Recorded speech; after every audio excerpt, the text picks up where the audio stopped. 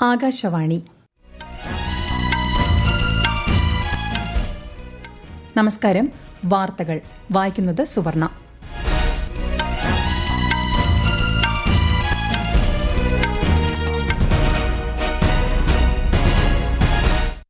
പ്രധാന വാർത്തകൾ.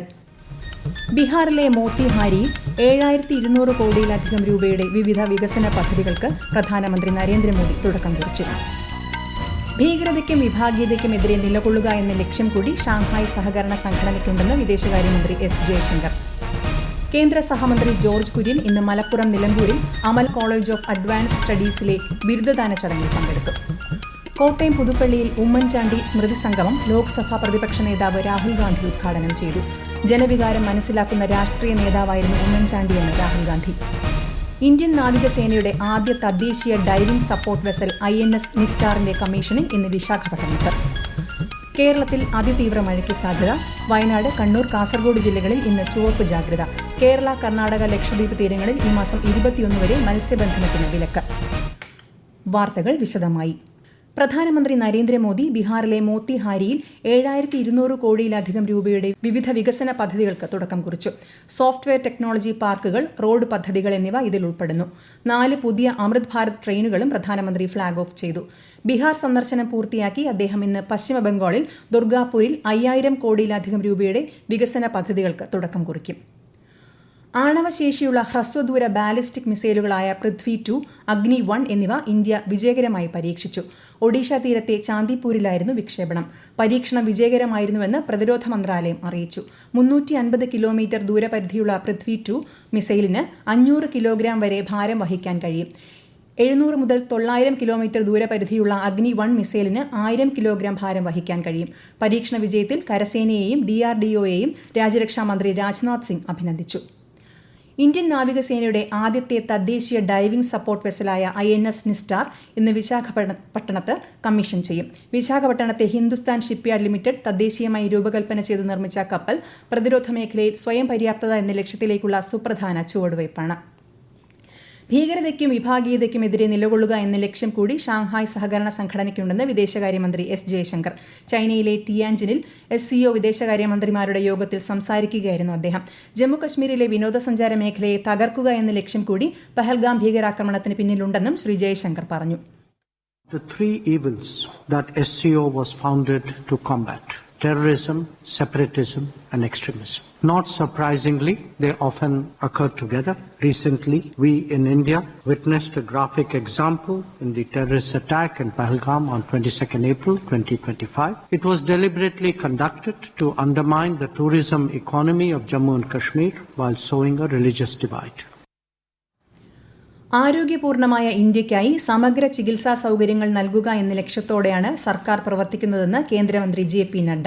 ന്യൂഡൽഹിയിൽ ഒരു പരിപാടിയെ അഭിസംബോധന ചെയ്യുകയായിരുന്നു അദ്ദേഹം. രാജ്യത്തുടനീളം 1.77 ലക്ഷം ആയുഷ്മാൻ ആരോഗ്യ മന്ദിറുകൾ നിർമ്മിച്ചിട്ടുണ്ട്. നഗരങ്ങളിൽ മാത്രമല്ല, ഗ്രാമീണ മേഖലയിൽ ഉൾപ്പെടെ ഇവ പ്രവർത്തിക്കുന്നുണ്ടെന്നും ശ്രീ JP നഡ്ഡ പറഞ്ഞു. 2024 സ്വച്ഛ് സർവേക്ഷൺ റാങ്കിങ്ങിൽ മികച്ച മുന്നേറ്റവുമായി ജമ്മുകശ്മീർ. ജമ്മുകശ്മീരിലെ ഏറ്റവും ശുചിത്വമുള്ള നഗരമായി ജമ്മു മുനിസിപ്പൽ കോർപ്പറേഷൻ. മാലിന്യമുക്ത നഗരത്തിനുള്ള 3 സ്റ്റാർ പദവിയും ജമ്മു സ്വന്തമാക്കി. മാലിന്യം കൈകാര്യം ചെയ്യുക, ശുചിത്വ അടിസ്ഥാന സൗകര്യങ്ങൾ, ജനങ്ങളെ ബോധവൽക്കരിക്കുക തുടങ്ങിയ സുസ്ഥിര പരിശ്രമങ്ങൾക്കുള്ള പുരസ്കാരവും ജമ്മുവിന് ലഭിച്ചു. ജമ്മുകശ്മീരിലെ കാലാവസ്ഥ മോശമായതിനെ തുടർന്ന് ഇന്നലെ താൽക്കാലികമായി നിർത്തിവച്ച അമർനാഥ് തീർത്ഥാടനം ഇന്ന് പുനരാരംഭിച്ചു.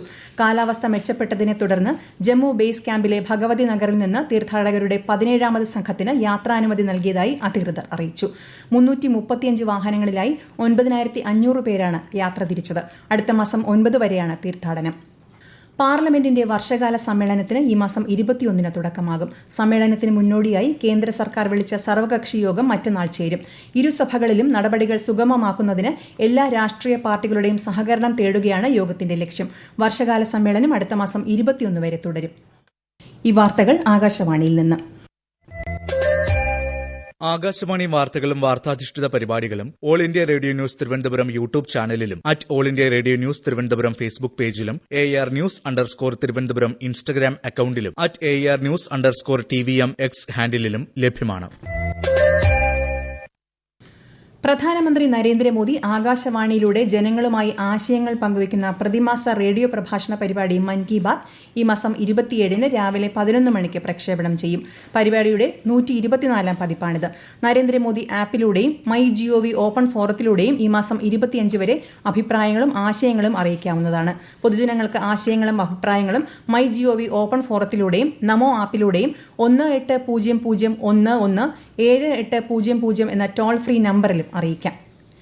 പാകിസ്ഥാൻ ആസ്ഥാനമായുള്ള ഭീകര സംഘടനയായ ലഷ്കർ-ഇ-തൊയ്ബയുടെ ഭാഗമായ റെസിസ്റ്റൻസ് ഫ്രണ്ടിനെ വിദേശ ഭീകര സംഘടനയായി പ്രഖ്യാപിക്കാനുള്ള അമേരിക്കയുടെ തീരുമാനത്തെ ഇന്ത്യ സ്വാഗതം ചെയ്തു.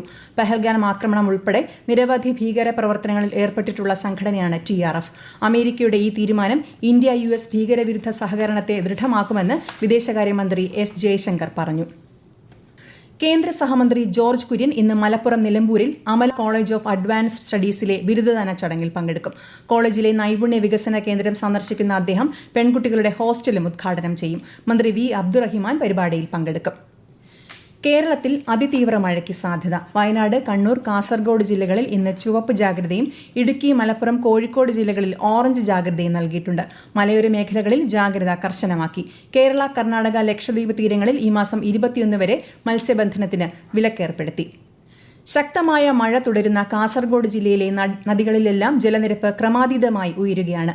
കൂടുതൽ വിവരങ്ങളുമായി ആകാശവാണി കാസർഗോഡ് ജില്ലാ പ്രതിനിധി P. ജഗന്നിവാസൻ.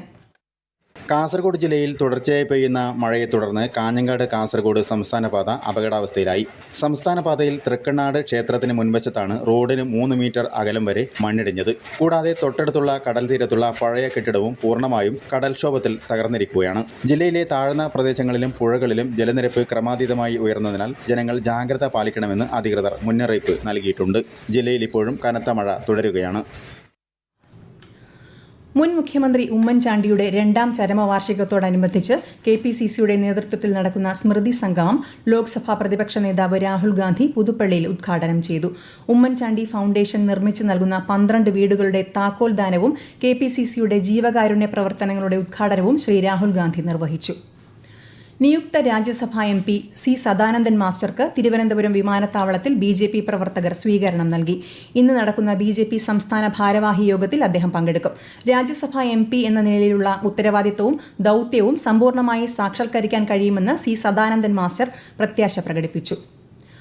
കൊല്ലം തേവലക്കരയിൽ വിദ്യാർത്ഥി സ്കൂളിൽ ഷോക്കേറ്റ് മരിച്ച സംഭവത്തിൽ മാനേജ്മെന്റിന് കാരണം കാണിക്കൽ നോട്ടീസ് നൽകുമെന്ന് മന്ത്രി V. ശിവൻകുട്ടി. 3 ദിവസത്തിനകം രേഖാമൂലം വിശദീകരണം നൽകണമെന്ന് മന്ത്രി തിരുവനന്തപുരത്ത് വാർത്താസമ്മേളനത്തിൽ പറഞ്ഞു.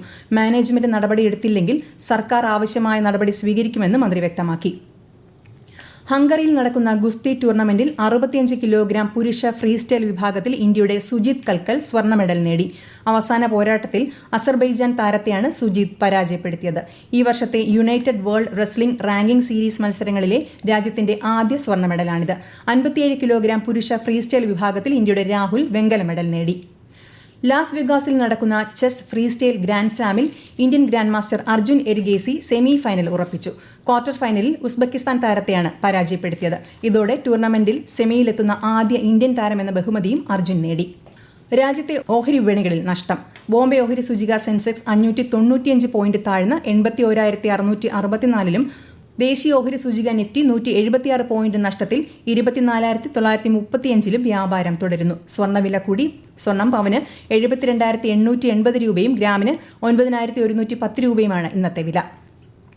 ഇന്ത്യ സിംഗപ്പൂർ ഉഭയകക്ഷി നാവിക അഭ്യാസമായ സിംബെക്സ് 2025-ന് തയ്യാറെടുത്ത് ഇന്ത്യൻ നാവികസേന. ഇതിന്റെ ഭാഗമായി സിംഗപ്പൂരിലെത്തിയ ഇന്ത്യയുടെ തദ്ദേശ നിർമ്മിത നാവിക കപ്പലുകളായ INS Delhi, INS Satpura, INS Kiltan, INS ശക്തി എന്നിവയ്ക്ക് ഊഷ്മള വരവേൽപ്പാണ് ലഭിച്ചത്. പ്രധാന വാർത്തകൾ വീണ്ടും.